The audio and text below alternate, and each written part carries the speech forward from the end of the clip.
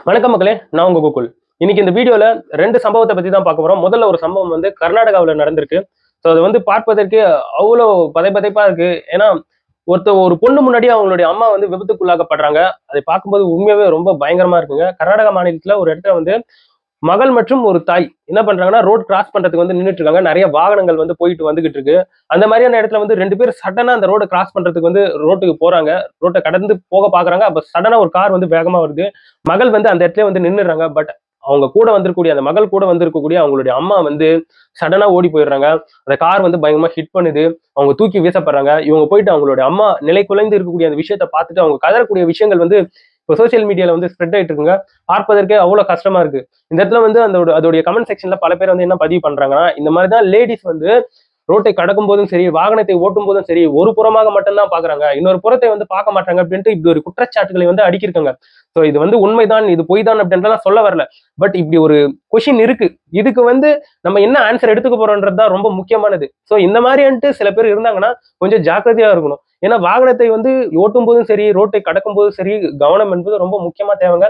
ஏன்னா நம்ம கேள்விப்பட்டிருப்போம் எத்தனை ஆக்சிடென்ட் இப்போ வந்து நம்ம வந்து ஒரு டிவி சேனல்ல போயிட்டு நியூஸ் சேனல்ல போயிட்டு பட்டியலிட்டு பார்த்தோம்னா கிட்டத்தட்ட ஒரு 10, 12 ஆக்சிடென்ட் பெர் டேக்கு அதுல வந்து நிறைய பேர் வந்து உயிரிழந்து போயிடுறாங்க. அவ்வளவு நடந்துகிட்டு இருக்கு. அப்ப நம்மளுக்கு உண்மையாவே அவேர்னஸ் தேவை அந்த விஷயத்துல. சோ ரோட்ல போகும்போதும் சரி, ரோட்ல வந்து வாகனத்துல போகும்போதும் சரி, நடந்து செல்லும் போதும் சரி, நமக்கு வந்து கவனம் என்பது ரொம்ப தேவை. ஏன்னா நம்மளுடைய இந்தியாவுல அவ்வளவு மக்கள் தொகை பெருக்கம் என்பது அதிகமாயிட்டே இருக்கு.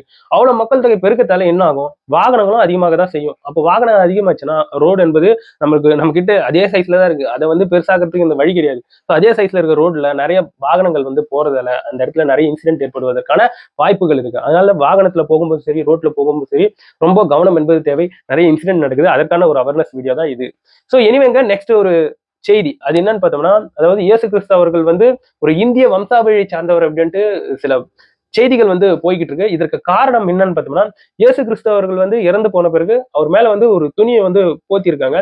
அந்த துணியை எடுத்து ரீசெண்டா ஒரு டிஎன்ஏ டெஸ்ட் வந்து பண்ணியிருக்காங்க. அந்த டிஎன்ஏ டெஸ்ட்ல இந்த மரபணு சோதனையில வந்து என்ன கண்டறியப்பட்டிருக்குன்னா, அந்த துணி வந்து சிந்து சமவெளியை சார்ந்திருக்கக்கூடிய ஒரு துணி. ஏசப்பா மேல போட்டிருக்கக்கூடிய துணி. அதே சமயத்துல ஒரு சிலர் வந்து இதை வந்து என்னவா பதிவு பண்றாங்கன்னா, பயோ ரிக்வி அப்படின்ற ஒரு நாளிதழ்ல இந்த செய்திகள் வந்து வெளியே வருது. சோ இந்த மாதிரி வெளியே வந்த பிறகு பல பேரும் பரவலாக பேசப்பட்டு வருவது என்னன்னா, இப்ப ஏசப்பா வந்து இந்திய வம்சாவளியை சார்ந்தவரா அப்படின்ட்டு பேசிட்டு வராங்க. பட் இதுல வந்து ஒரு சில முரண் கருத்துக்களும் இருந்துகிட்டு இருக்கு. இது உண்மை கிடையாது. இந்திய வழியை சார்ந்தவர் கிடையாது இயேசு கிறிஸ்து. அந்த துணியை வந்து வேணும்னா சிந்து சமவெளியில இருந்து கொண்டு வந்திருக்கலாம். அந்த காலகட்டத்தில இருந்து ரோமானியர்கள் வந்து சிந்து சமவெளிக்கு போயிட்டு அந்த மாதிரி துணியை வந்து கொண்டு வந்திருக்கலாம். அதே சமயத்துல 1988ல வந்து ஒரு கார்பன் டெஸ்ட் வந்து கண்டறியறாங்க. காலத்தை துல்லியமாக ஆராயக்கூடிய அந்த கார்பன் டெஸ்ட் வந்து பண்ணும்போது அந்த துணி வந்து இயேசு கிறிஸ்து வாழ்ந்திருக்கக்கூடிய காலத்துக்கு வந்து ஒத்து போகவே இல்ல. இந்த துணி வந்து 1900கள்ல வந்து தயாரிக்கப்பட்டிருக்கு. அப்படி இருக்கும்போது இயேசு கிறிஸ்து வாழ்ந்திருக்கக்கூடிய இந்த காலத்துக்கும் அதுக்கும் சம்பந்தமே இல்லை அப்படின்ட்டு இதற்கு வந்து எதிர்ப்பு தெரிவிக்கக்கூடிய இன்னொரு சிலரும் இப்படி ஒரு கருத்துக்களை வந்து பதிவு பண்ணிட்டு வராங்க. அதே சமயத்துல இதுல வந்து இன்னொரு சில செய்திகளும் சொல்லப்பட்டு வந்துகிட்டு இருக்கு. அவ என்னன்னா, அவருக்கு மேல போத்தப்பட்டிருக்கக்கூடிய அந்த துணியில வந்து விலங்குகளுடைய எச்சங்கள் என்பது இருந்துகிட்டு இருக்கு. முக்கியமா சொல்லணும்னா இந்த பூனை, இந்த நாய், அதுக்கப்புறம் இந்த மானு, முயல் இது போன்ற விலங்குகளுடைய எச்சங்களுடைய துகள்களும் இருந்துகிட்டு இருக்கு. அதனால சரியான ஒரு மரபணு சோதனையை வந்து பண்ண முடியல.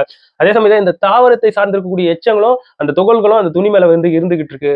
சோ மனிதனுடைய மரபணுவை வந்து கண்டறிவது ரொம்ப கடினமான ஒன்றா இருந்துகிட்டு இருக்கு. அதே சமயத்துல அந்த துணியை வந்து பல நபர்கள் வந்து ஆராய்ச்சி செஞ்சிருப்பாங்க இல்லையா, அந்த நபர்களுடைய தோல் பாக்டீரியாவும் அந்த துணி மேல வந்து துகள்களா இருந்துகிட்டு இருக்கு அப்படின்ட்டு அந்த துணி பற்றி இவ்வளோ வாக்குவாதங்கள் வந்து போயிட்டு இருக்குங்க. ஆனா கேட்கறதுக்கு ரொம்ப நல்லாவே இன்ட்ரெஸ்டா இருந்துச்சு. அது வந்து திடீர்னு இயேசு கிறிஸ்து வந்து இந்தியா வம்சாவழியை சார்ந்தவர்னு சொல்றாங்க. ஒரு சிலர் வந்து அதை வந்து அப்போஸ் பண்றாங்க. அதற்கு ஒரு ஹிஸ்டரியை வந்து சொல்றாங்க. எல்லாம் கேட்கும்போது தலை சுற்றி போகுது. எனவே இப்படி ஒரு செய்தி வந்து நடந்திருக்கின்றதை உங்ககிட்ட கொண்டு வந்து சேர்த்துட்டேன். இதை பற்றி நீங்க என்ன நினைக்கிறீங்கன்றதை என்னோட கமெண்ட் செக்ஷன்ல பதிவு பண்ணுங்க. இது போல இன்ட்ரெஸ்டிங்கான வீடியோஸ் எல்லாம் தெரிஞ்சுக்கணும்னா கோகுல் டெக் சேனலை சப்ஸ்கிரைப் பண்ணிக்கோங்க.